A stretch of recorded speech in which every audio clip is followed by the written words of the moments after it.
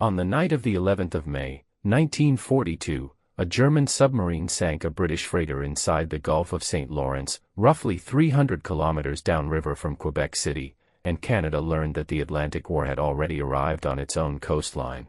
This is the story of the German U-boat campaign in Canadian inland waters, a campaign fought between 1942 and 1944, and it is the story of why not one of those submarines was ever destroyed inside the Gulf. The submarine was U-553, under Captain Lieutenant Carl Thurman. The freighter was the steamship Nicoya, 5,364 gross registered tons, carrying 77 crew and 10 passengers. Thurman put a torpedo into her about 15 kilometers north of Point La Frégate, off the Gaspé shore, and 6 of her crew went down with the ship. A few hours later, in the small hours of the 12th of May, that same boat sank the Dutch freighter Leto, 4,712 tons, which took about 12 minutes to go under, taking 12 of the 43 men aboard with her. Those two ships are where every account of this campaign begins, but the two ships are not what makes it worth telling. Over the next 2.5 years, German submarines pushed through the Cabot Strait and the Strait of Belle Isle, worked Canada's inland waters, and left almost entirely unpunished. Veterans Affairs Canada counts 23 ships sunk between 1942 and 1944. The Canadian Encyclopedia, drawing on the historian Roger Sardi, puts the figure at 26. The Canadian War Museum lists 23 merchant and naval ships. Those numbers do not agree with one another, and this account is not going to pretend otherwise. Every one of those sources does agree on one figure, and that figure defines the whole campaign. Not a single German submarine was sunk inside the Gulf of St. Lawrence. Boats were bombed, depth-charged, nearly rammed, damaged, and hunted for days at a stretch by the Royal Canadian Navy and the Royal Canadian Air Force, and every one of them got out alive. What follows explains how that happened. The answer runs through a strange and specific quirk of physics in the mouth of a river, through a navy expanding faster than anyone could equip it, through a censorship policy that turned a naval problem into a political crisis, and through a passenger ferry called the Caribou, torpedoed in the Cabot Strait in October of 1942. This also happens to be one of the least understood campaigns in Canadian military history, partly because the government of the day decided that Canadians should not be told about it while it was going on. The human cost is disputed in the same way the ship totals are. Veterans Affairs Canada records nearly 300 people killed in 1942 alone, while Sardi's figure for the full campaign runs to more than 250 lives across 1942 through 1944, and the widely circulated summary figure sits at 340 killed. Those numbers disagree, and the disagreement will be shown rather than smoothed over. The campaign that follows runs in order, from the first torpedo off the Gaspé to the last corvette lost in the Cabot Strait. Start with why the river mattered, because the St. Lawrence was never a secondary target, and the Germans understood its value before the first torpedo left a tube. Veterans Affairs Canada records the scale in a single line. In 1939, Montreal exported more tons of shipping than all other Canadian East Coast ports combined. That sentence contains the entire strategic argument. Montreal was not one Canadian port among several, Montreal was the artery. A second advantage came from geography. Sailing time from Montreal to Liverpool ran shorter than sailing time from New York to Liverpool, which meant a convoy forming up in the St. Lawrence and running out through the Cabot Strait started the crossing already, ahead of a convoy forming up off Manhattan. In a war being decided by how many tons of grain, aviation fuel, aluminium, and finished munitions reached Britain each month, that shorter route carried real weight. The German offensive that reached the Gulf had begun much further south. Admiral Karl Donitz, commanding the U-boat arm, extended operations into North American waters after the United States entered the war on the 7th of December, 1941. Operation Paukenschlag, known as Drumbeat, opened in January of 1942 and aimed at the eastern seaboard, at unescorted independent sailings and at coastal cities that had not bothered to black out their lights. By the time Thurman brought U-553 into the Gulf in May, Drumbeat had already scored 48 victories against ships in Canadian East Coast waters, according to Veterans Affairs Canada. 48 kills, before a single sinking inside the Gulf. What Canadians remember as the Battle of the St. Lawrence was, seen from the German side, the extension of a slaughter already well underway offshore. Here is the detail that most accounts of this campaign leave out completely. The Kriegsmarine drew up no formal plan to attack shipping inside the Gulf and river at all, and the early penetrations were opportunistic rather than directed. Thurman was not executing a staff order to close the St. Lawrence. Thurman was a submarine captain who worked out that traffic was moving up there and went to look at it. That distinction changes what kind of campaign this was. There was no German offensive with objectives, phases, and reinforcement schedules. There was a series of individual patrols by individual commanders, and the consequences those patrols produced in Canada, meaning the convoy closure, the political crisis, and the diversion of scarce escorts, were consequences the German naval staff never planned and, for most of the campaign, never fully understood. German aims in Canadian waters, as the Canadian War Museum states them, were straightforward enough: disrupt Britain's supply chain, and pull Allied escorts away from the mid-Atlantic convoy battles where the outcome of the war was actually being settled. On that second aim, the U-boats in the St. Lawrence succeeded beyond anything Donitz had reason to expect. On the first, as the figures will show, the story turns out considerably more complicated. Understanding why no U-boat died inside the Gulf of St. Lawrence starts with the water, not with the tactics, not with the equipment, and not with the training. The St. Lawrence is a river system emptying into a gulf, so fresh water flows out over the top while cold salt water sits underneath. Where those two bodies meet, they do not blend into a gradual mixture, they form a sharp boundary called a halocline, and alongside it a thermocline, a layer where temperature shifts abruptly instead of smoothly. Sound does not cross that boundary cleanly, it bends, and it refracts. A sonar pulse fired downward from a warship strikes the density layer and deflects away rather than carrying on down to the target, which means a submarine sitting below the layer is not merely difficult to detect, it is acoustically shielded. The Juneau Beach Center states the consequence plainly, describing the ASTIC sonar detection system as rendered useless by the fact that in the Gulf, water presents layers of contrasting temperatures. Aboat.net describes the identical problem from the other side of the periscope, recording that ASTIC was not very reliable in rough water, nor when layers of different temperature deflected the sound waves, and that U-boats could dive beneath such layers to avoid detection. Read that again from the German point of view. The most important anti-submarine sensor in the entire Allied inventory, the device that made convoy escort work possible out in the open Atlantic, could be beaten in the Gulf of St. Lawrence by the simple act of going deeper. By way of analogy, and this is offered strictly as an analogy rather than as a claim about the historical record, the effect works on the same physics that lets sound carry unnaturally far across a lake on a cold, still evening. A temperature inversion in the air bends sound waves back down toward the surface instead of letting them escape upward, and voices from the far shore arrive with impossible clarity. The Gulf did the same thing in reverse and underwater, bending the search beam away from the thing being searched for. Canadian escorts were not looking in the wrong place, the physics of the water was moving the beam. Proof that this was a genuine physical problem, rather than an excuse invented afterward by an embarrassed Navy, comes from what Canada did once the shooting stopped. The problem carried enough weight that Canada's Naval Research Establishment developed the AN/SQS 504 variable depth sonar, a sonar body lowered on a cable so it could operate below the layer instead of above it, built specifically, in the words of the record, to improve the detection of submarines between the thermal layers in the Gulf of St. Lawrence. Canada built an entirely new class of sensor because of this water, which is how hard the problem was.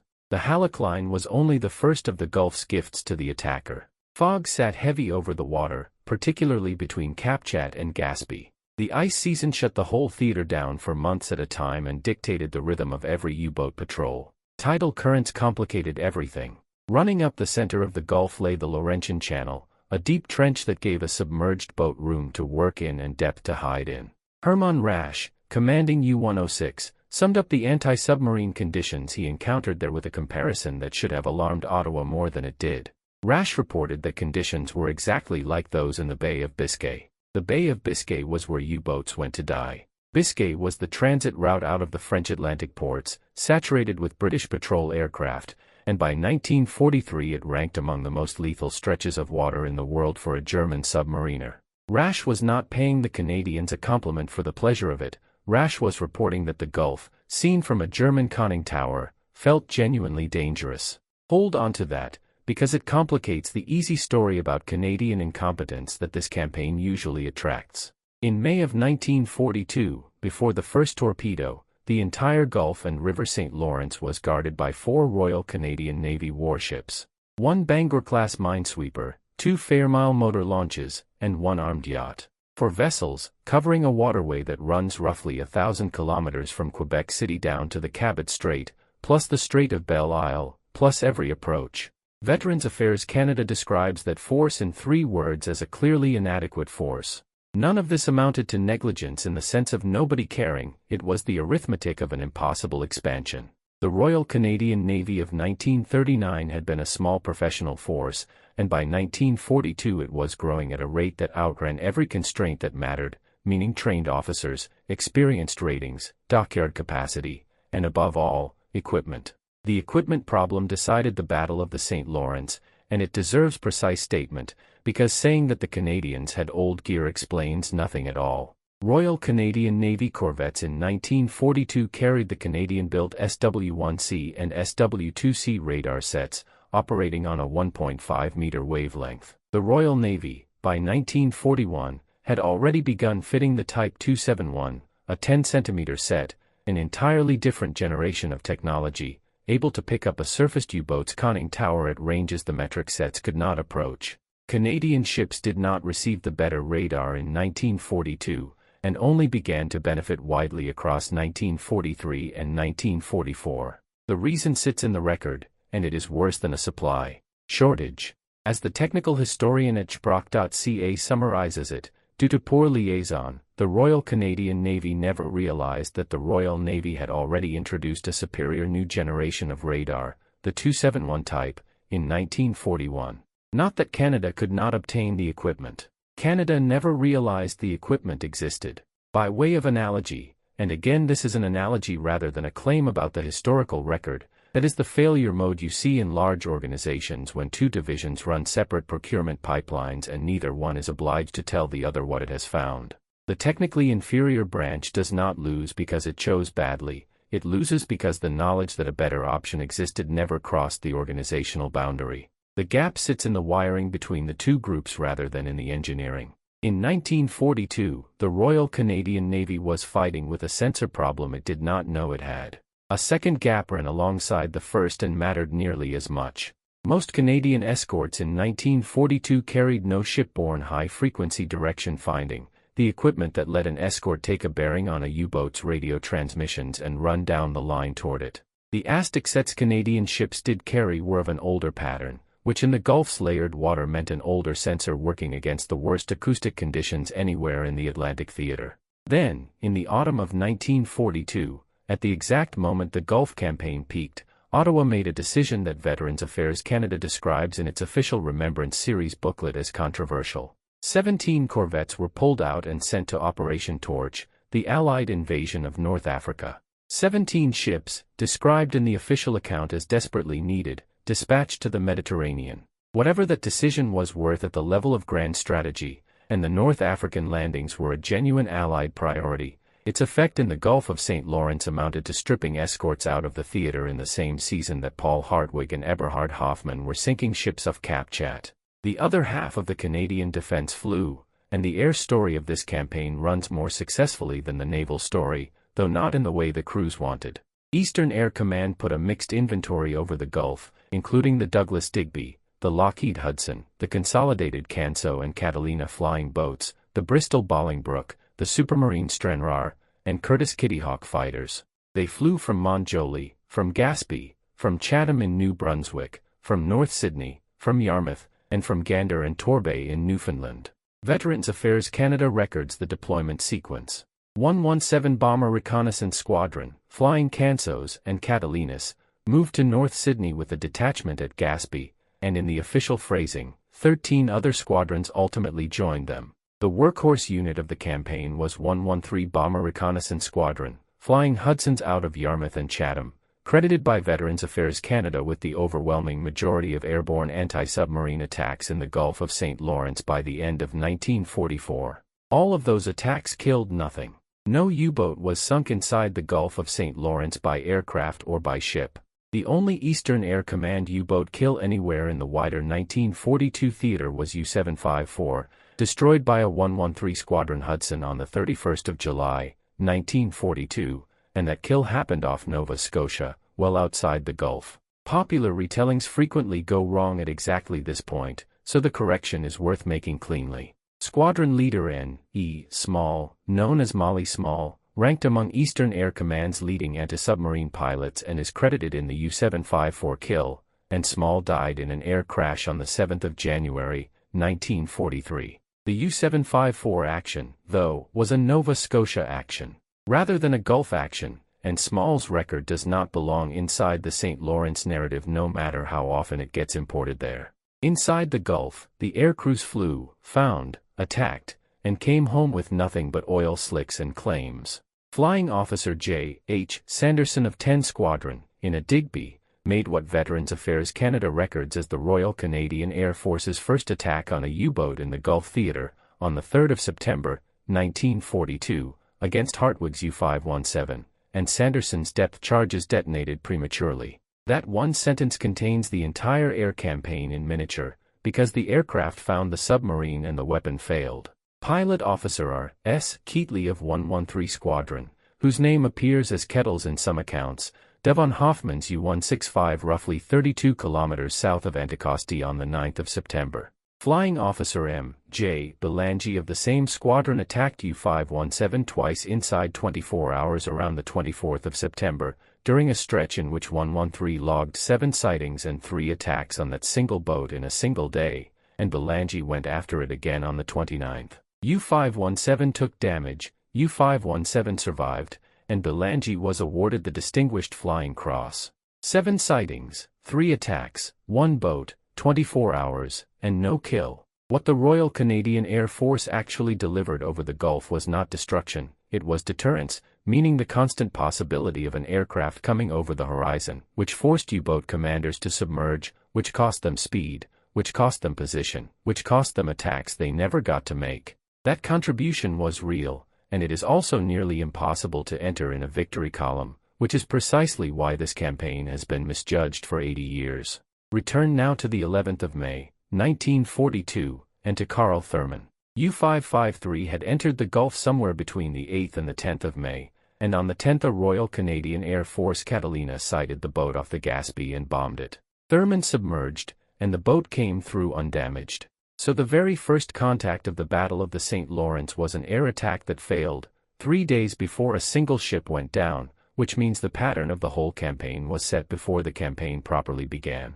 Thurman torpedoed the Nicoya on the night of the 11th, and the Leto in the early hours of the 12th. 6 dead on the first ship, 12 on the second, which comes to 18 merchant seamen killed in about 8 hours, in Canadian inland waters. A correction belongs here, because it sits embedded in some of the most widely consulted sources on this campaign, and anyone researching the Battle of the St. Lawrence online will run into it. The Wikipedia article on the battle at one point dated the first sinkings to the 10th of June, 1942. That date is wrong, it was flagged on the article's own talk page, and it was subsequently corrected.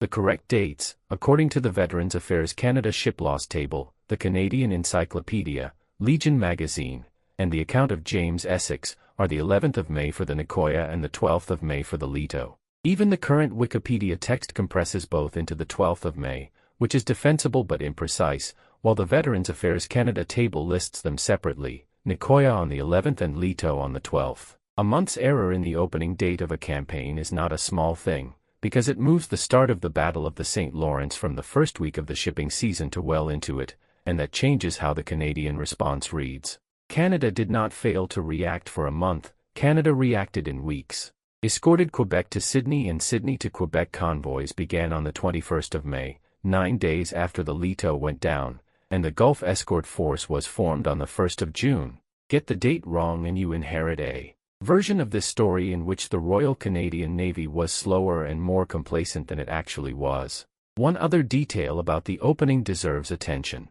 The Nicoya was carrying passengers, 77 crew and 10 passengers, through a war zone that the Canadian public did not yet know was a war zone, because the government had not told them. That silence was about to become the central political fact of the entire campaign. In May of 1942, Naval Service Headquarters issued an announcement that shaped the next 3 years of Canadian public understanding of this campaign, and arguably the next 80. The announcement read that any possible future sinkings in this area will not be made public, in order that information of value to the enemy may be withheld from him. That single sentence contains the whole censorship policy, and on its own terms the policy is defensible. Confirming sinkings tells a submarine commander that his torpedoes ran true, and confirming locations tells the next boat where the traffic is. Navies on every side of the war suppressed loss reports for exactly those reasons. The logic was never the problem. The problem was where the sinkings were happening. Ships burned within sight of the shore. Villagers along the Gaspé coast watched vessels go down, and debris and bodies came ashore. Blackout regulations went up along the coast, with dimouts further upriver, and army patrols moved along the coastal roads and rail lines. The national press said nothing because the national press had been told to say nothing. In the plain wording of the record, the only news came from local gossip. That failure was specific and it was predictable. Suppress the official account of an event that thousands of people have personally witnessed and you do not create silence, you create a vacuum, and the vacuum fills with rumor, with exaggeration, and, because this was Quebec in 1942, with politics. The timing could not have been worse. On the 27th of April, 1942, Canada had held a national plebiscite on conscription. Nationally, roughly 64 to 66% voted in favor of releasing the government from its no-conscription pledge, while in Quebec roughly 71 to 72% voted against. 2 weeks after a vote that split the country along a line running directly through the province, German submarines began sinking ships off the Gaspé coast, and the federal government instructed Quebec newspapers not to report it. The accusation that followed held that Quebec's coastline was being sacrificed, that naval resources were going elsewhere and the St. Lawrence was being left to burn. That accusation was political rhetoric and deserves to be named that way. Actual policy amounted to censorship for operational security, combined with a resource triage that sent escorts to the mid-Atlantic convoy routes where the outcome of the war was genuinely being decided. Nobody decided to abandon Quebec. Somebody decided to prioritize the North Atlantic run, and that decision applied to every Canadian coastline equally. Explaining a triage decision to a population you have forbidden the press to inform, though, is close to impossible. On the 18th of July, 1942, the Prime Minister of Canada convened a secret session of the House of Commons to brief members of Parliament on the U-boat campaign. A word of caution belongs with that fact, because it travels with an exaggeration attached. The secret session is very frequently described as the first in Canadian history, and that claim is not established. Sources that document the session describe it as rare, and as extremely rare, and those are the words that should be used. An extraordinary measure, certainly. Unprecedented is not something the available record supports, and this account will not assert it. What is established is why the session became necessary. Parliament could not be told in open session what was happening in the Gulf, because the press would report it, so Parliament was cleared and told behind closed doors. That is the shape of the Battle of the St. Lawrence as a domestic event, a naval campaign fought in near total public darkness, generating a political crisis the government could not answer without breaking its own security policy. The Royal Canadian Navy's response to the May sinkings came fast, and it came in the form of organization.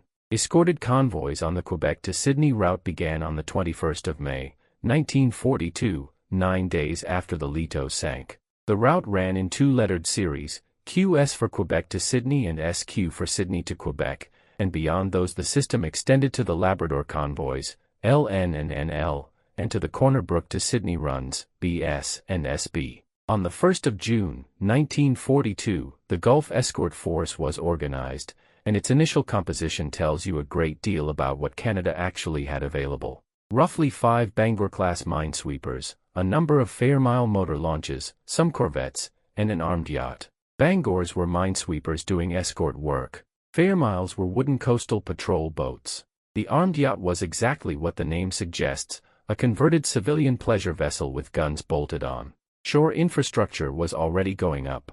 HMCS Fort Ramsey, the naval base at Gaspé, had officially opened on the 1st of May, 1942, 11 days before the Nicoya went down, and Sydney, Nova Scotia, functioned as the convoy assembly port at the Cabot Strait end of the run. Now consider the scale of what that system actually moved, because this is where the campaign's reputation gets distorted in the opposite direction. The figures come from G. N. Tucker's official history, the Naval Service of Canada, as reproduced by Veterans Affairs Canada. Between the 17th of May, 1942, and the 14th of December, 1944, the Quebec to Sydney series ran 93 convoys comprising 976 ships, while the Sydney to Quebec series ran 90 convoys and 666 ships. Corner Brook to Sydney accounted for 104 convoys and 237 ships, Sydney to Corner Brook for 98 convoys and 188 ships. Quebec to Labrador ran 28 convoys and 96 ships,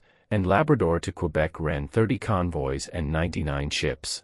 Add those together and you have well over 2,000 ship movements through the theater, inside 443 convoys, across 2.5 years, set against a loss figure the sources place somewhere between 20 and 26 vessels. By way of analogy, and this is offered strictly as an analogy rather than as a claim about the historical record, the Gulf convoy system behaved the way a heavily congested transport network behaves under sustained disruption. The headline number is never the volume of traffic that gets through, the headline number is the delay, the rerouting, and the capacity that has to be held in reserve against the possibility of the next incident. St. Lawrence convoys delivered the overwhelming majority of what they carried. What the U-boats took was not primarily cargo, what the U-boats took was schedule, capacity, and confidence.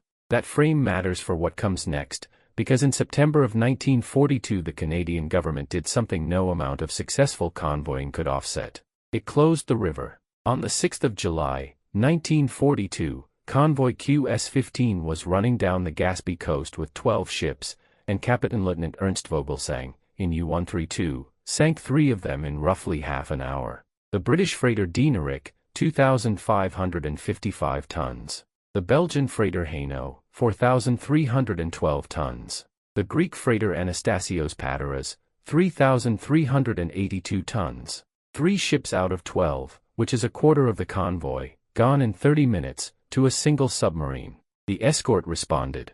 HMCS Drummondville, commanded by Lieutenant J. P. Fraser, counterattacked, and 4 Curtis Kittyhawks of 130 Squadron scrambled under squadron leader J. A. J. Chevalier, whose aircraft was lost.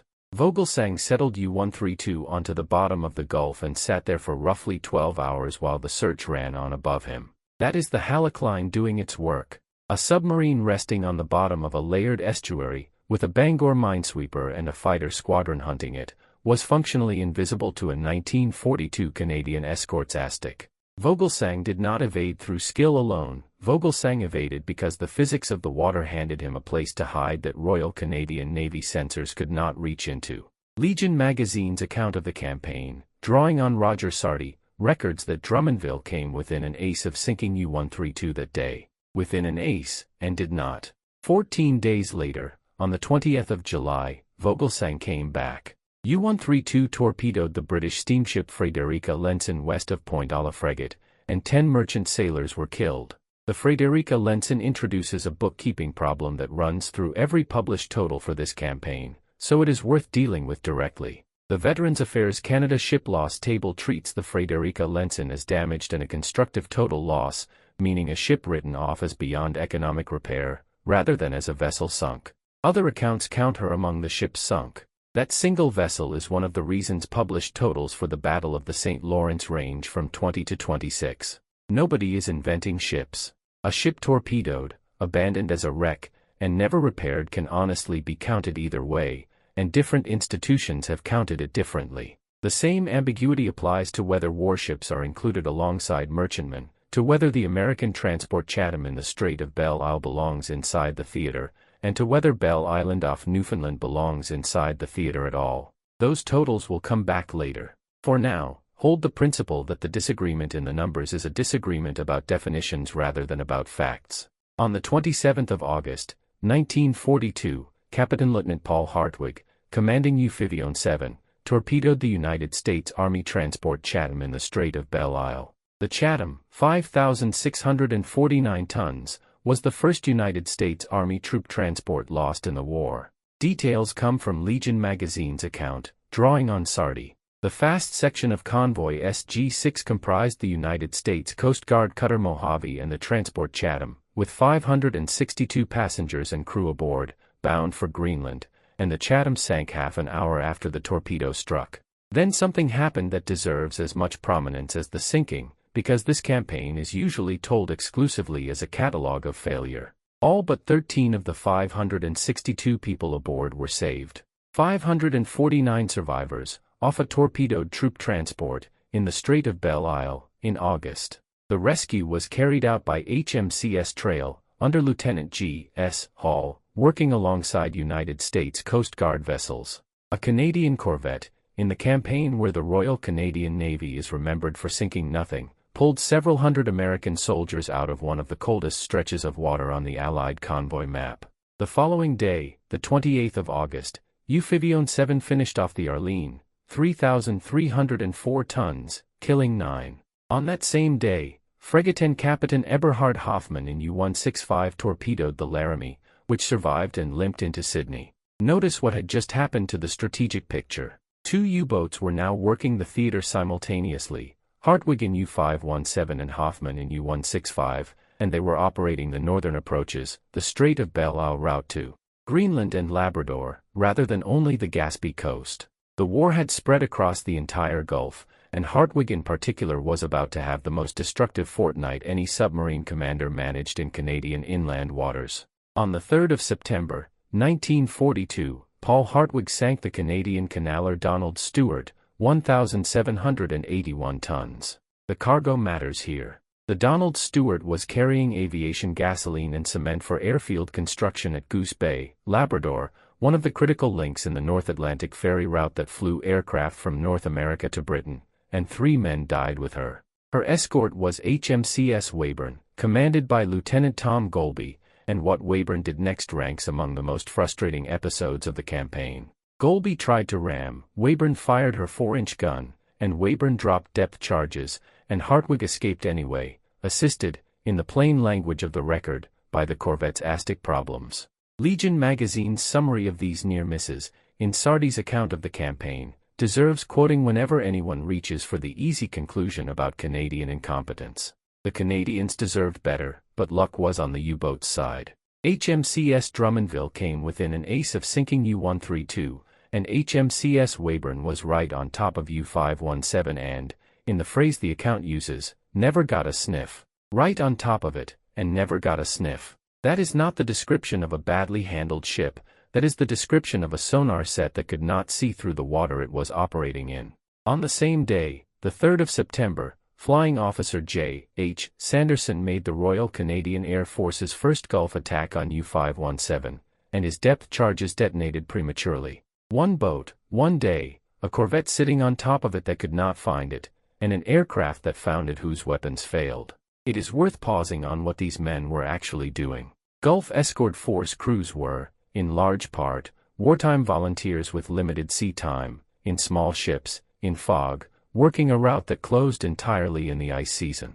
They were hunting an enemy they could not detect, using equipment that had been overtaken by a generation of technology their own service did not know existed. And they kept going out. The results were poor, the effort was not. Hartwig, meanwhile, was inside the Gulf with the convoy routes mapped, with a second boat in support, and with a full understanding of what the water was doing to Canadian sonar. The next 4 days produced the heaviest losses of the entire campaign. On the night of the 6th to 7th of September, 1942, convoy QS-33 was attacked in the St. Lawrence, and a Canadian warship vanished with every man aboard. At around 10 o'clock on the evening of the 6th, Eberhard Hoffmann in U-165 torpedoed the Greek freighter AEAs off Cap Chet, killing 2. The convoy escort fired star shells to light the water, and in that light HMCS Raccoon was seen for the last time. The historian Michael Hadley describes the moment, recording that the star shells cast a cone of light as far astern as Raccoon's lonely station off the convoy's port quarter, where she was seen, by all accounts, for the last time. HMCS Raccoon was an armed yacht, formerly the civilian vessel Halonia, commanded by Lieutenant Commander J. N. Smith. At approximately 1:12 in the morning of the 7th of September, 2 explosions were heard near Rivière-la-Madeleine. Raccoon was never seen again, and the entire crew of 37 was lost. Nothing came ashore that resolved it, no survivor lived to describe what happened, and the ship simply stopped existing between 1 hour and the next. 2 corrections belong here, because both circulate widely. The first concerns attribution, and the sinking of HMCS Raccoon is credited to U-165 by Veterans Affairs Canada, by the Naval Museum of Quebec, and by the standard reference accounts, meaning Hoffman rather than Hartwig. The second concerns the date, because some accounts, including at times the Wikipedia entry for the ship, place the loss of Raccoon on the 2nd of September. That is incorrect. The loss occurred during the QS-33 action on the night of the 6th to 7th of September, 1942, with the explosions heard at approximately 1:12 in the morning of the 7th. 37 men, in a converted yacht, in the St. Lawrence River, at 1 in the morning. The Raccoon is the campaign's clearest illustration of what the Royal Canadian Navy was actually asking of its people in 1942, because a pleasure yacht with a gun on it was standing escort station in a convoy that a Type 9 U-boat was working through. Raccoon had no realistic chance of detecting Hoffman and no realistic chance of surviving him. She was there because there was nothing else to put there. Hoffman had taken the AEAs and the Raccoon, and on the 7th of September, 1942, Paul Hartwig took 3 more ships out of the same convoy off Cap Gaspé. The Greek freighter Mount Pindus, 5,729 tons, with 2 dead. The Greek freighter Mount Taygetus, 3,286 tons, with 5 dead. The Canadian freighter Oakton, 1,727 tons, with 3 dead. Convoy QS-33 had now lost 4 merchant ships and its escorting armed yacht in under 30 hours. Rescue work fell to a wooden motor launch. Fairmile 83, commanded by Lieutenant Bill Grant, pulled 17 survivors out of the water from the Oakton and 61 Greek crewmen from the other casualties, which comes to 78 people recovered by a coastal patrol boat roughly 30 meters long. Hold that alongside the loss figures. Fairmiles could not effectively hunt submarines, carrying around 20 depth charges, a 3-pounder gun and machine guns, with endurance and seakeeping that were marginal in Gulf weather. What Fairmiles could do was get in close, and get in fast, to men in the water. Across the QS-33 action, Fairmile 83 saved more lives than the entire Gulf escort force took German ones across the whole campaign. 2 days later, on the 9th of September, Pilot Officer R.S. Keatley of 113 Squadron dove on UN-65 approximately 32 kilometers south of Anticosti Island, with no result. On that same day, the 9th of September, 1942, the Government of Canada closed the St. Lawrence to all transatlantic shipping. That is the single most consequential act of the entire Battle of the St. Lawrence, and no submarine committed it. A Canadian government decision closed the river, taken in response to what Hartwig and Hoffman had done to one coastal convoy over 4 days. The closure permitted only coastal trade to continue, and Veterans Affairs Canada notes that this still left plenty of work, since approximately 40% of the traffic on the Sydney to Quebec corridor supported coastal shipping that mattered enormously to the regional economy. Ocean-going trade, though, meaning the Montreal to Liverpool route with its shorter sailing time and its enormous export tonnage, was finished for the duration. Valor Canada quantifies the effect, citing Veterans Affairs Canada, recording that the presence of the U-boats in the Gulf resulted in a drop of 25% in shipments, which in turn reduced the quantity of war supplies reaching Europe. 25% hold that figure against the tonnage figure. Veterans Affairs Canada records that over 70,000 tons of shipments were swallowed in the Gulf between May and October of 1942. 70,000 tons is a serious loss, though it is not a catastrophic loss in the context of a global convoy war measured in millions of tons. The 25% belongs to a different order of consequence entirely, because it was not achieved by sinking ships. It was achieved by making Canada close its own river. On the 11th of September, 1942, in daylight, near Cap Chat, Paul Hartwig torpedoed HMCS Charlottetown. Charlottetown was a Flower-class corvette, pennant number K244, commanded by Lieutenant Commander J. W. Bonner, and she sank in approximately 4 minutes. It happened in daylight, close inshore, within sight of horrified onlookers on the Gaspé shore. Civilians standing on the beach watched a Canadian warship go down in a Canadian river. Then came the thing that makes the Charlottetown the most harrowing loss of the campaign. Most of the deaths were not caused by the torpedo, most of the deaths were caused by the ship's own depth charges detonating in the water as she sank, among the men who had just got clear of her. Legion magazine's account of the number killed by that secondary explosion ends with a phrase worth quoting exactly, because it is an honest admission of the limits of the record, stating possibly several others, historians cannot agree. Lieutenant Commander Bonner was among the dead. The casualty figure itself is disputed, and this account will not resolve what the sources do not. The Veterans Affairs Canada ship loss table and the Wikipedia entry both give 10 lost, while the narrative text of the Veterans Affairs Canada Remembrance Series booklet, and the naval reference site Ready both state that 9 of her ship's company were lost. A third account counts 8 ratings plus Bonner, which also yields 9, or 10, and both figures come from reputable sources, with one of them appearing in 2 different parts of the same official publication.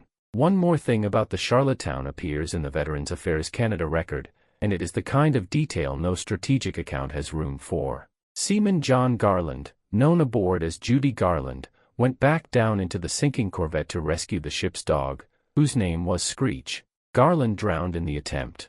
Screech was already safely in the water, and the dog was later given to Garland's mother. That is the Battle of the St. Lawrence at the scale it was actually experienced, meaning a young Canadian sailor drowning inside a sinking corvette in the St. Lawrence River in September of 1942, going after a dog that had already got out. 4 days later, on the 15th of September, working against convoy SQ-36, Hartwig sank the Norwegian ship Saturnus, 2,741 tons, and Inger Elizabeth, 2,166 tons, while Hoffmann damaged 2 more. On the 16th, Hoffmann sank the Greek ship Ioannis with no fatalities.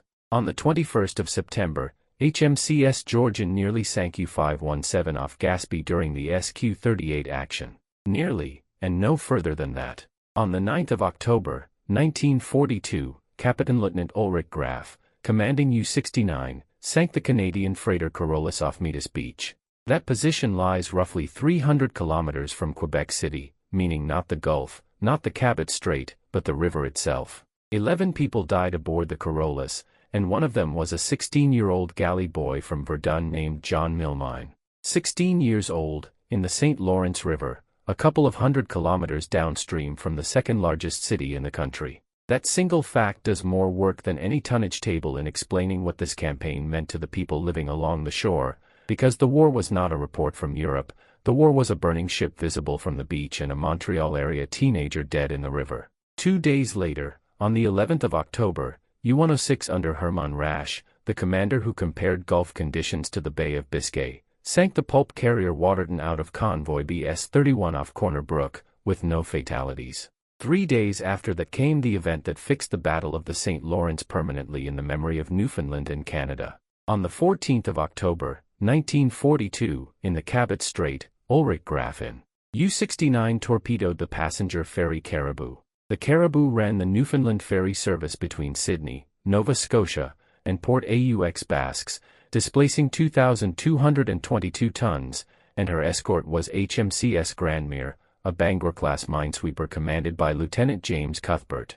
237 people were aboard. What makes the Caribou different from every other sinking in this campaign is the composition of that number. Veterans Affairs Canada breaks it down as 46 crew, 73 civilians, and 118 military personnel. The Canadian Encyclopedia arrives at the same total by a slightly different route, counting 191 passengers, of whom 118 were service personnel and 73 were civilians, plus 46 crew. Among the civilians were women and children, with 11 children aboard. The Canadian Encyclopedia records the outcome in a sentence that should be read exactly as written, stating that in total, 31 crew and 136 passengers, including women and children, were killed, and that fatalities included all but one of the children aboard. All but one of them. The lone child survivor was a 15-month-old baby, who had been thrown overboard by his mother. The detailed breakdown, compiled from the ship's records, runs as follows. Of 118 military personnel, 57 died. Of 73 civilians, 49 died. Of 46 crew members, 31 died. The total death figure is disputed, and the dispute runs exactly one person wide. The Canadian Encyclopedia breakdown yields 136, and the Veterans Affairs Canada ship table also gives 136, while the Canadian Press Wire report that cleared censorship on the 16th of October, 1942, and Legion magazine's account, both state 137 lives. 136 or 137, with roughly 101 people surviving. Among the dead were Captain Ben Taverner and his two sons, Harold and Stanley, meaning a ship's master, and both his boys in a single sinking. 5 sets of brothers aboard died.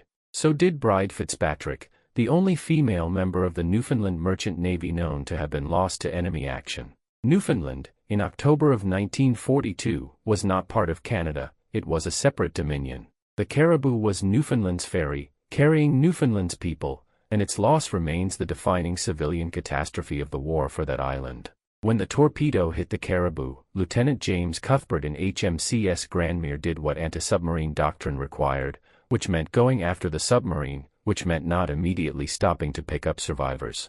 The doctrinal logic is neither disputed nor unreasonable. A stopped escort in the presence of a submerged U-boat is a target, and a torpedoed ship with a live submarine still underneath her is an invitation to a second attack on the rescuers.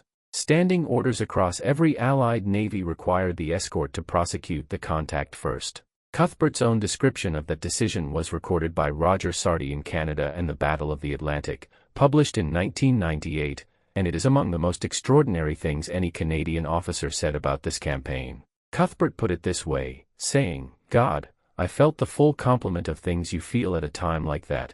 I should have gone on looking for the submarine, but I couldn't, not with women and children out there somewhere." That is a commanding officer stating, for the record, that he abandoned the doctrinally correct action because of who was in the water. 2 Royal Canadian Navy nursing sisters were aboard the Caribou, Agnes W. Wilkie and Margaret M. Brooke. When the torpedo struck, Brooke was thrown across the cabin on top of Wilkie, and Brooke described it later in a letter to her brother Hewitt, writing that when the torpedo struck I was thrown across the room right on top of Agnes. Both women got into the water, and both reached an overturned lifeboat.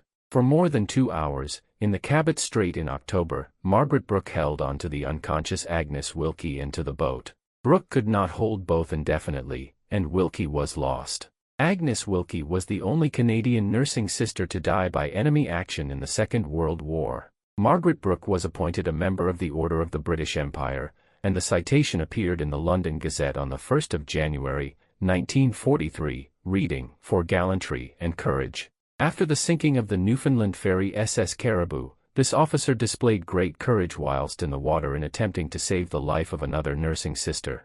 Margaret Brooke died on the 9th of January, 2016, aged 100. The Royal Canadian Navy named a warship after her. HMCS Margaret Brooke, Arctic and Offshore Patrol Vessel 431, is the first Canadian warship named for a woman, launched on the 10th of November, 2019, and commissioned on the 28th of October, 2022, timed to the 80th anniversary of the Caribou sinking. Her badge carries a rearing caribou. 79 years after a torpedo in the Cabot Strait, a Canadian warship went into commission carrying the name of the nurse who survived it and the emblem of the ship that did not. The Battle of the St. Lawrence is almost universally presented as a 1942 German success story, meaning ships sunk, no submarines killed, a river closed, and a government humiliated.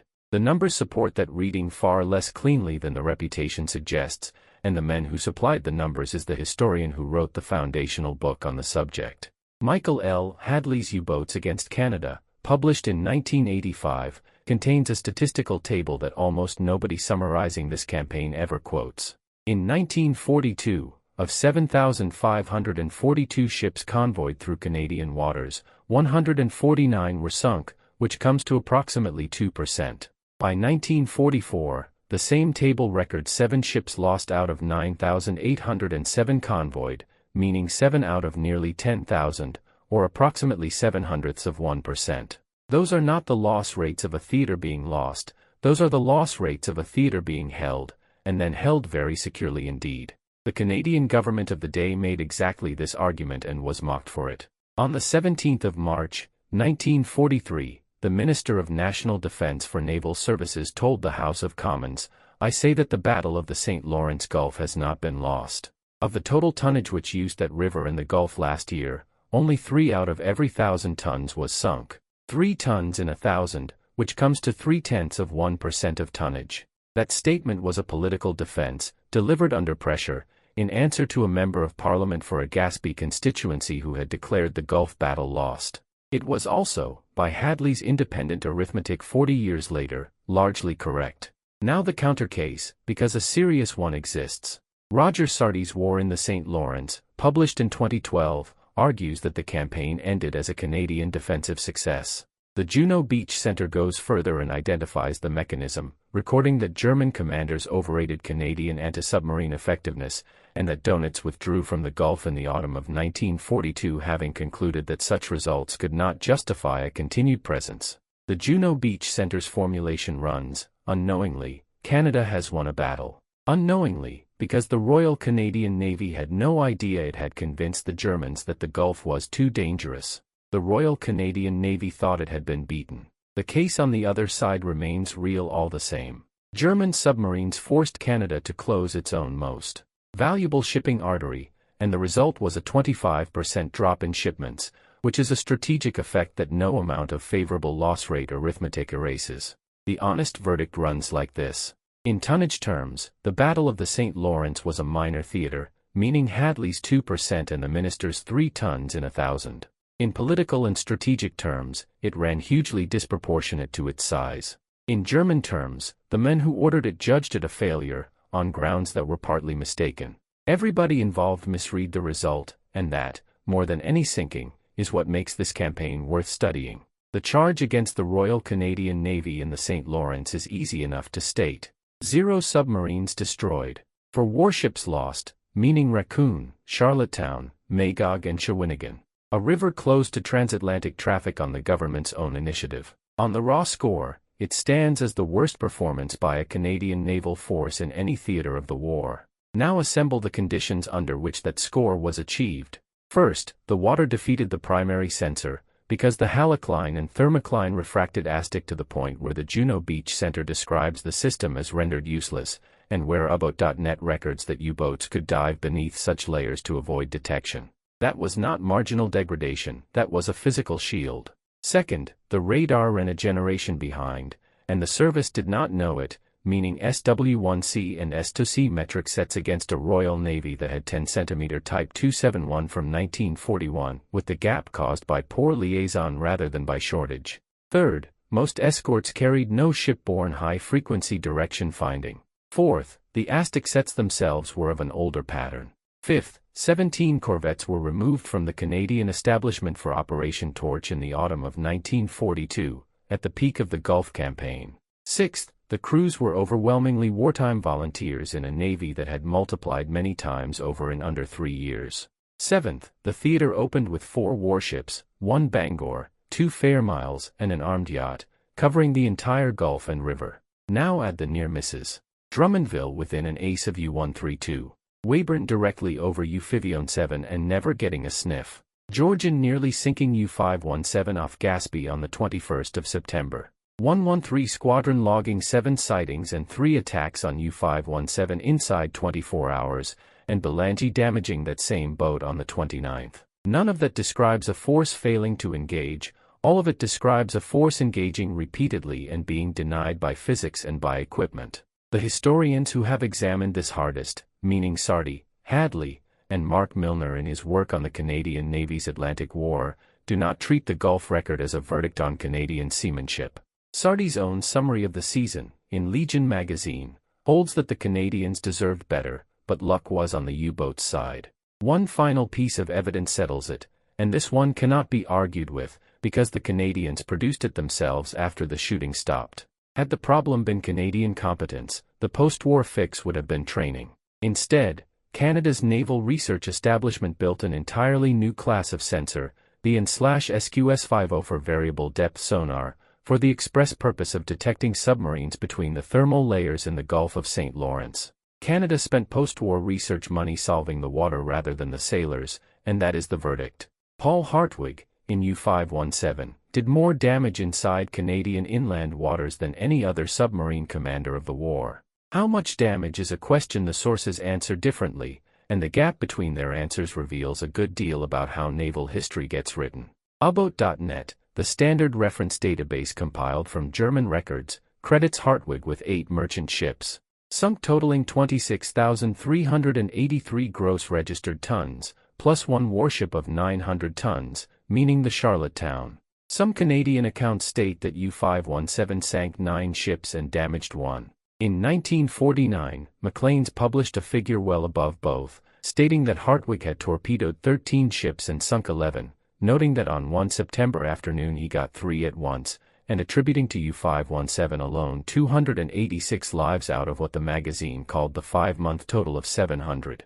700 sits far above every modern figure for the campaign. It runs well above the Veterans Affairs Canada count of nearly 300 for 1942, above the summary figure of 340 for the whole battle, and far above Sardi's more than 250 for 1942 through 1944. That Maclean's number almost certainly reflects a wider Northwest Atlantic accounting rather than the Gulf and river proper, which is the same boundary problem that produces the 20 to 26 spread in the ship totals. Treat it as period journalism rather than as a settled figure, and do not quietly discard it either, because it is part of how Canadians were told this story in the years immediately afterward. The conservative and defensible figure remains the German 8 merchant ships and 1 corvette, in a single patrol, inside the Gulf and River St. Lawrence. Hartwig's own war ended almost immediately after the Gulf. U-517 was sunk on the 21st of November, 1942, by British carrier aircraft, 4 days into her second patrol, and Hartwig was taken prisoner and remained a prisoner from November of 1942 to the end of the war. The most destructive U-boat commander in Canadian inland waters spent the entire second half of the conflict in Allied captivity, including the whole of the 1944 Gulf campaign. What Hartwig did afterward is the part that rarely gets told. Hartwig joined the Bundesmarine, the navy of the post-war Federal Republic of Germany, and rose to the rank of vice admiral. He gave interviews, and he assisted Canadian historians. Michael Hadley's U-Boats Against Canada, the foundational study of this campaign, records its thanks to Admiral, formerly Lieutenant, Paul Hartwig of U-517. The scholarship Canadians now rely on to understand the Battle of the St. Lawrence was assisted by the men who sank the Charlottetown. Paul Hartwig died on the 9th of March, 2014, aged 98, and his obituary carried the line that he was blessed and that he could look back on his life as a success. 1942 to 2014, which is 72 years between Capchat and that sentence. The submarines that fought the Battle of the St. Lawrence were never defeated in the Gulf of St. Lawrence, since every one of them left it intact. Almost none of them survived the war. U-517, Paul Hartwig's boat, the most successful of the entire campaign with 8 merchants and the corvette Charlottetown, was sunk on the 21st of November, 1942, by British carrier aircraft, 4 days into her next patrol. U-165, Eberhard Hoffmann's boat, which took the AEAs and the armed yacht Raccoon with all 37 of her crew on the night of the 6th to 7th of September, was lost in the Bay of Biscay in September of 1942. That timing deserves precise statement.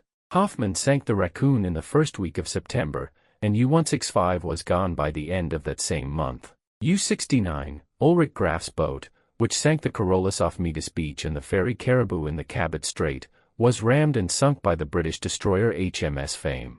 The Wikipedia entry dates that to the 17th of February, 1943, while the Canadian Encyclopedia gives February of 1943 without the day. 4 months after the Caribou, U-536, Rolf Schoenberg's boat, which slipped the Point Maisonette trap in September of 1943, was sunk on the 20th of November, 1943, by HMS Nene, HMCS Snowberry and HMCS Calgary, meaning 2 Canadian warships among the 3 that killed it. 2 months after the operation it had escaped. Look at what those dates describe. Hartwig sank 9 vessels in the Gulf and was destroyed 10 weeks later in the open ocean. Hoffmann killed 37 Canadian sailors in the St. Lawrence and was dead in the Bay of Biscay inside the month. Graf sank the Caribou and was rammed by a British destroyer 4 months later. Schoenberg outmaneuvered an entire Canadian task group and was sunk by 2 Canadian corvettes and a British frigate 8 weeks after that. The Gulf of St. Lawrence could not kill U-boats. The Atlantic could, and did it fast. That is the most useful single frame for understanding this campaign. The Battle of the St. Lawrence was never a place where the Allies destroyed German submarines, it was a place where German submarines operated with near impunity because of the water, and where the Allies were reduced to containment through convoying, air patrol, deterrence, and eventually the closure of the river itself. The killing happened somewhere else. It happened in the mid-Atlantic and the Bay of Biscay, with 10-centimeter radar and high-frequency direction finding and escort carriers and long-range aircraft, across the same 18 months. Which is exactly why 17 Canadian corvettes went to Operation Torch, and why the Mid-Atlantic Run received the modern equipment first, and why the Gulf Escort Force spent 1942 hunting with sonar the water would not let them use. Not one of the boats that made the Battle of the St. Lawrence was killed in Canadian inland waters, and all of them were killed elsewhere, in the theater where the Allies had built the tools that worked. One part of this campaign took place outside Canada, and it needs introducing with that flag attached. Bell Island sits in Conception Bay, Newfoundland, and in 1942 Newfoundland was a separate dominion rather than a Canadian province. Events at Bell Island are frequently folded into the Battle of the St. Lawrence totals and frequently left out of them, which is one more reason the published ship counts refuse to agree. Bell Island was an iron ore operation, where carriers loaded at the Scotia Pier and ran the ore south. On the 5th of September, 1942, the day before Hoffman attacked convoy QS-33 in the St. Lawrence, Captain Lieutenant Rolf Ruggeberg in U-513 sank the steamship Saginaga and Lord Strathcona at Bell Island, and 29 men died, all of them aboard the Saginaga. On the 2nd of November, 1942, Captain Lieutenant Friedrich Wissmann in U-518 returned to the same anchorage, sank the steamship Rose Castle and the Free French vessel PLM-27, and put a torpedo into the Scotia loading pier itself. Across both raids, the combined toll at Bell Island came to roughly 69 to 70 merchant mariners, which is a higher death toll than any single event in the Gulf of St. Lawrence apart from the Caribou. A detail from Bell Island belongs in any honest account of the economics behind this war. Local people joked that the Nazis were throwing back what they had bought a few years before, because before the war, Bell Island iron ore had been sold to Germany. Ore that came out of that island had gone into German industry in the 1930s, and in 1942 German submarines arrived in Conception Bay to stop the same ore reaching Britain. Men who had loaded those ships understood the transaction perfectly, and made a bitter joke out of it while the wrecks were still burning. Those wrecks are still there. The Saginaga, the Lord Strathcona, the Rose Castle and the PLM-27 lie in roughly 25 to 45 meters of water and rank among the premier wreck dives on the North Atlantic coast. In 2019 the attacks were designated a National Historic Event, with a Historic Sites and Monuments Board plaque placed at the Bell Island Community Museum. Those wrecks also remained dangerous. Canadian Armed Forces clearance divers, from Fleet Diving Unit Atlantic and Fleet Diving Unit Pacific, conducted unexploded ordnance removal dives on the site between the 15th and 24th of July, 2019, with the work completed in 2021. 79 years after the torpedoes, Canadian military divers were still taking live ordnance off those hulls. On the 9th of November, 1942, Captain Lieutenant Friedrich Wissmann brought U-518 into the Baie des Chaleurs and put a German agent ashore near New Carlisle, Quebec. The agent's name was Werner von Janowski. This is the part of the Battle of the St. Lawrence that gets the film treatment, meaning a U-boat landing a spy on Canadian soil, in the dark, on the Gaspé coast. Here is what actually happened. Janowski walked into New Carlisle and was noticed almost immediately, because something about him was wrong, and when a Quebec provincial police constable named Alphonse Duchesneau moved to search his luggage, Janowski did not run, did not fight, and did not attempt a cover story. Janowski said, "Searching my luggage won't be necessary. I am a German officer who serves his country as you serve yours." He was caught within hours. The Janowski landing ranks among the most romanticized episodes in Canadian wartime history, and the romance does not survive contact with the outcome. Canadian intelligence turned Janowski and ran him as a double agent under the codename Watchdog, and the Watchdog operation failed. No Abwehr agents were arrested as a result, no U-boats were captured as a result, and the whole thing produced nothing. A spy detected on site and arrested within hours, and a double-cross operation that achieved none of its objectives, is the entire record.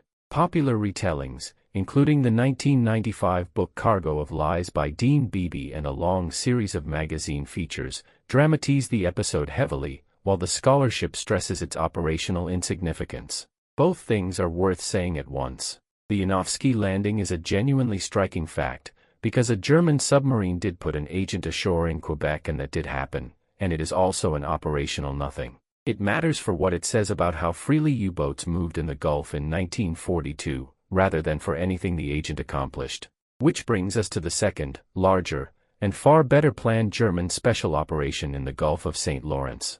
That one failed too, and it failed because of a Canadian technology so unusual it has almost no equivalent anywhere in the war. In September of 1943, the German Navy attempted to break 4 U-boat officers out of a Canadian prisoner of war camp and take them home by submarine. The operation was called Kibitz. The prisoners were held at Camp 30, Bowmanville, Ontario, and the 4 men the Kriegsmarine wanted back were Otto Kretschmer of U-99, Horst Elfie of U-93, Hans Ey of U-433, and Hans Joachim Nebel-Dobritz, Kretschmer's executive officer. Kretschmer alone justified the effort, since he was the leading U-boat ace of the war. The extraction plan called for the escapees to reach the coast of the Baie des Chaleurs and be taken off at Point de Maisonnette by U-536, commanded by Captain Lieutenant Rolf Schoenberg, on the night of the 26th to 27th of September, 1943. The plan was compromised, because Canadian intelligence had decoded it.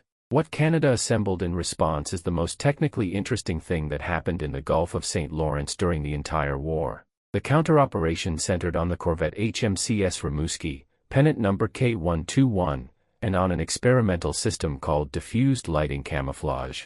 Professor Edmund Godfrey Burr of McGill University, working for the National Research Council, had discovered the principle in 1940, and the insight ran counterintuitive. A ship at night is not visible because it is bright. A ship at night is visible because it forms a black silhouette against a sky that is never truly black, so eliminate the contrast and you eliminate the ship. Burr's system did the opposite of what camouflage is supposed to do, fitting the hull and superstructure with projectors and lighting the ship up, raising its brightness until it matched the ambient brightness of the night sky behind it. Development ran through a sequence of Canadian corvettes. HMCS Cobalt received a prototype in January of 1941.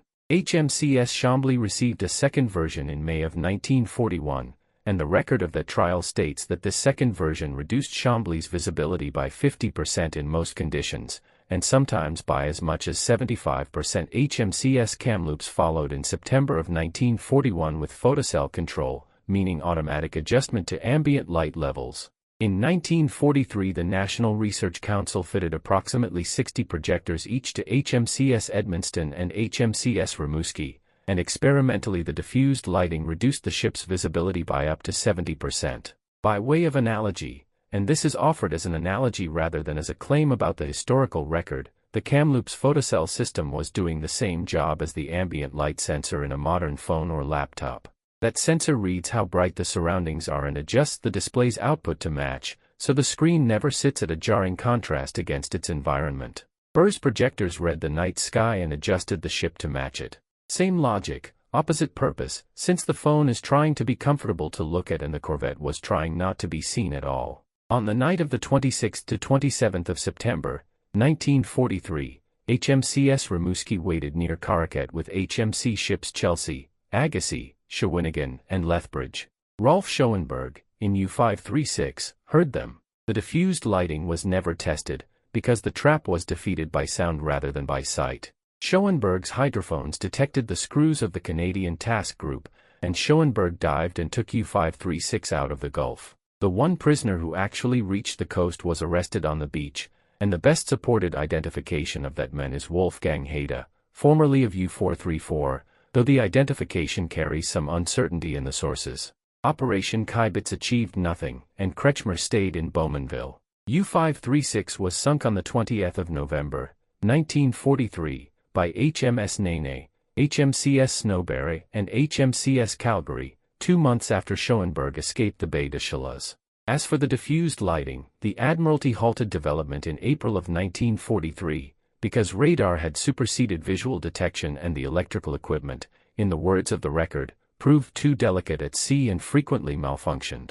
The concept later informed the United States Navy's Yehudi Lights program. Rimouski used it operationally at Point Maisonnette in September of 1943, and that is very nearly the whole operational history of one of the strangest good ideas of the Second World War. One more German operation belongs in this account, with the same flag attached as Belle Island, since it happened in Labrador rather than in the Gulf and sits adjacent to this campaign rather than inside it.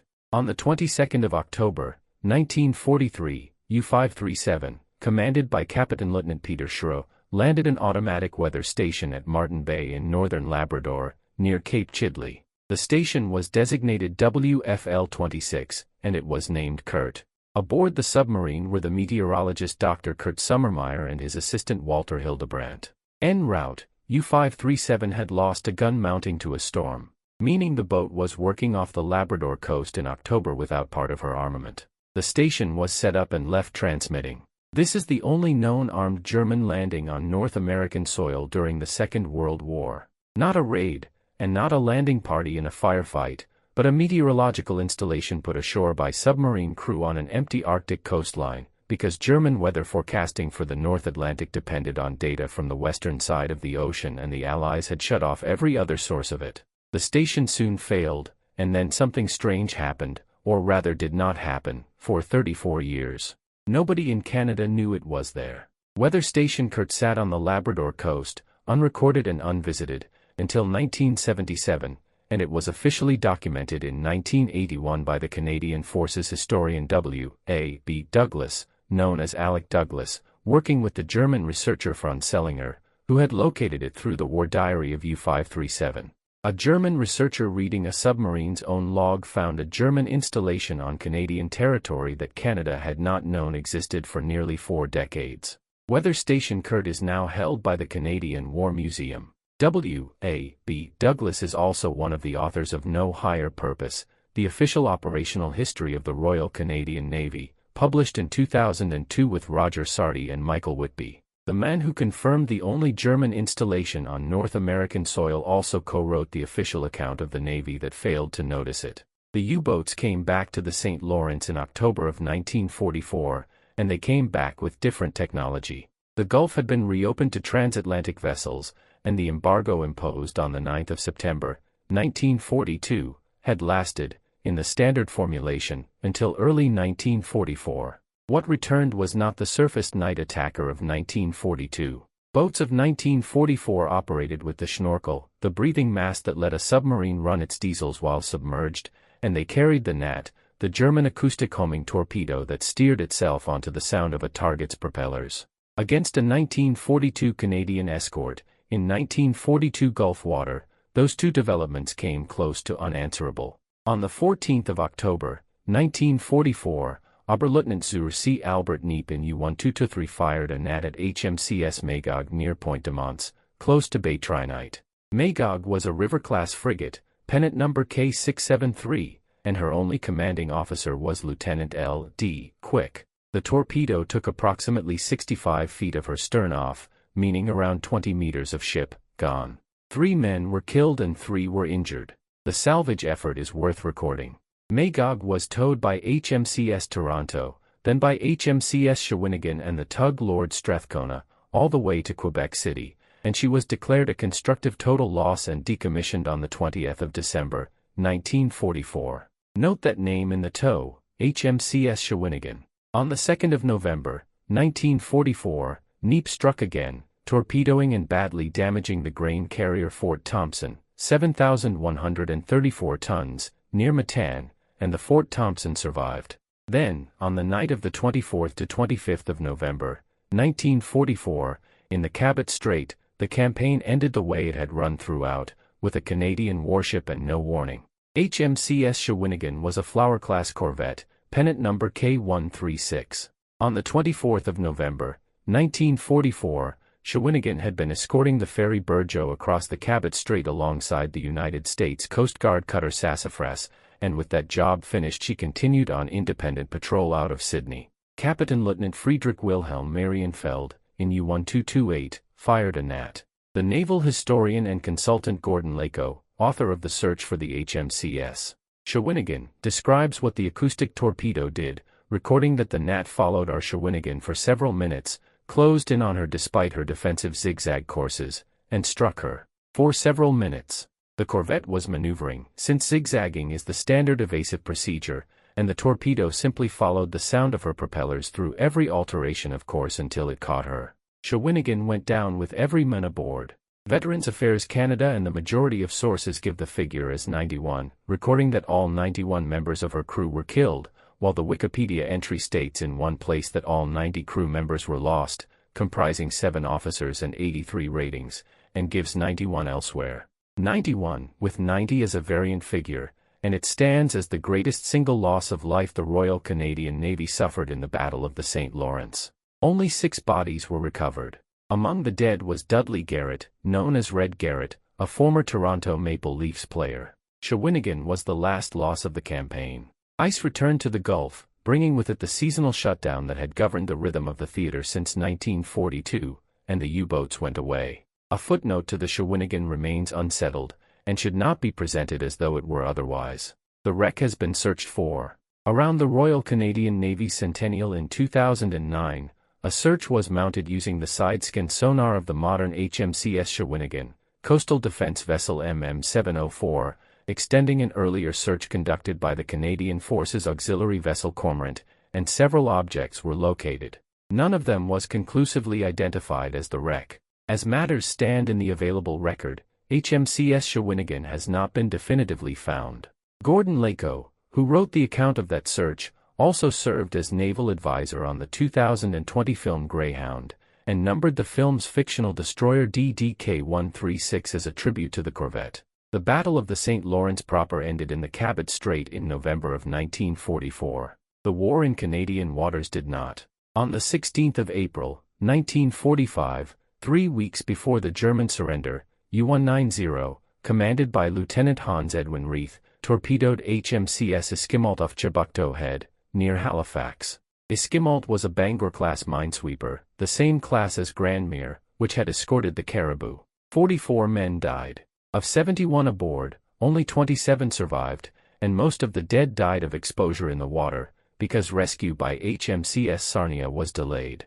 Not killed by the torpedo, killed by the North Atlantic, waiting. HMCS Esquimalt was the last Royal Canadian Navy warship lost to enemy action in the Second World War, and she was lost within sight of the approaches to Halifax, the port from which the entire Canadian Atlantic War had been run. 3.5 weeks later it was over. Between the 10th and 14th of May, 1945, German submarines in the Western Atlantic surrendered. U-889 surrendered to the Royal Canadian Navy 250 miles off the Flemish Cap and was escorted into Shelburne, Nova Scotia. U-190, the boat that had sunk the Esquimalt in April, surrendered and was met by HMCS Victoriaville and HMCS Thorlock, and escorted into Bay Bowles, Newfoundland, on the 14th of May, 1945. An epilogue to U-190 counts among the strangest acts of closure in Canadian naval history. On the 21st of October, 1947, the Royal Canadian Navy scuttled U-190, in an operation named Operation Scuttled, and the boat was sunk at the exact spot where it had sunk HMCS Esquimalt. The Royal Canadian Navy took the submarine that had killed 44 of its sailors in the last weeks of the war, sailed it back to the position where those men died, and put it on the bottom there. 3 claims about the Battle of the St. Lawrence circulate constantly, and all 3 need adjusting. The first belongs to the folklore of the shore. Along the Gaspé and through Quebec, persistent stories describe U-boat crews coming ashore in the villages, buying bread, attending local dances, and leaving behind German cigarettes and German newspapers. One story has a Newfoundland woman reporting a flying U-boat. Another has a man overhearing German spoken in a Quebec City tennis club in 1944. A future Prime Minister of Canada reportedly heard such tales while hiking the Gaspé, and recounted them in a 1993 memoir. None of it is documented. Michael Hadley, who wrote the foundational scholarly work on German submarines in Canadian waters, treats these accounts as unsubstantiated local legend. They should be understood for what they are, meaning the product of the censorship policy of May 1942. When a government forbids the press to report events that thousands of coastal residents are personally witnessing, the population does not stop forming an account of what is happening, it forms one out of rumor. The story of the U-boat crew at the village dance is not evidence about German operations, it is evidence about Canadian information policy. The second claim is chronological. Veterans Affairs Canada and the Canadian Encyclopedia both state that this battle marked the only time since the War of 1812 that enemy warships inflicted death within Canada's inland waters. That claim holds, but only with the word inland doing real work inside it. Michael Hadley documents German submarine operations off Nova Scotia and Newfoundland in 1918, during the First World War, involving U-140, U-151, U-155, U-156, and U-117, which Hadley describes as a manifest German advance into Canadian waters.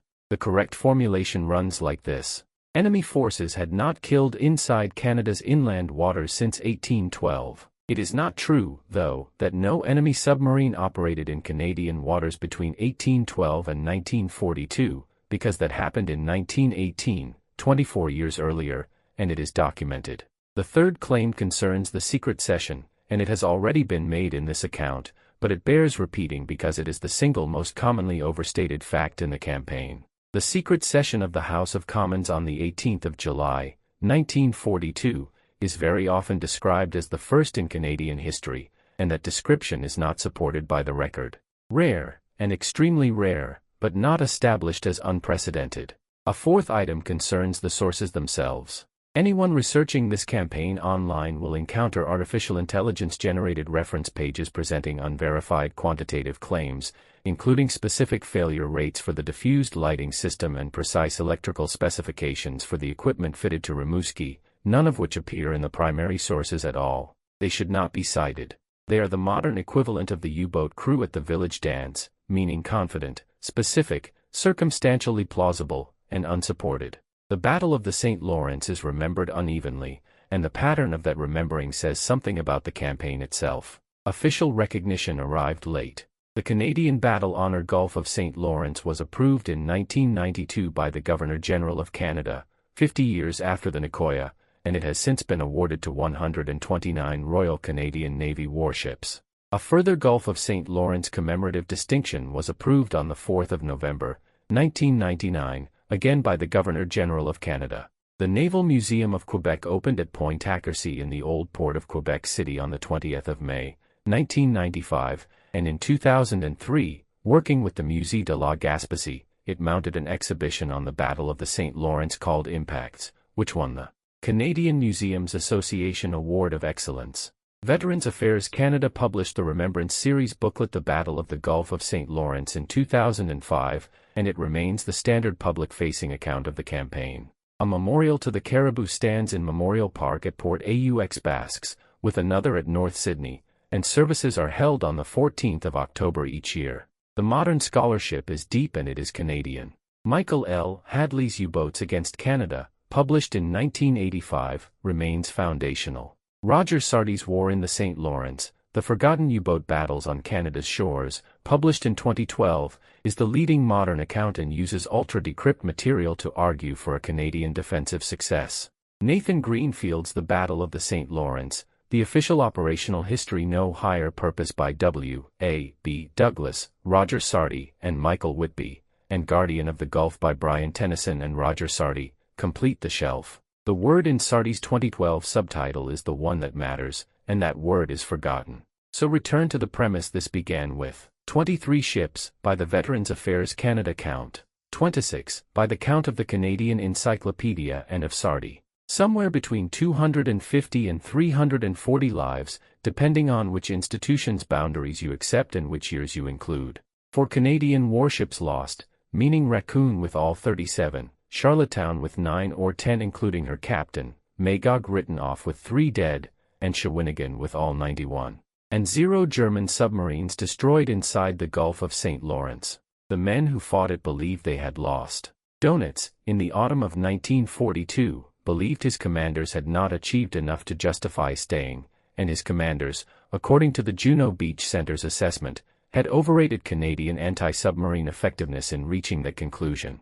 Both sides withdrew from the Gulf of St. Lawrence believing the other side had beaten them. Meanwhile, 70,000 tons of shipping went to the bottom, a 25% drop in shipments followed, and a country that had spent 2 years being told nothing about the war on its own coastline came out of it holding a set of casualty figures its own institutions still cannot agree on.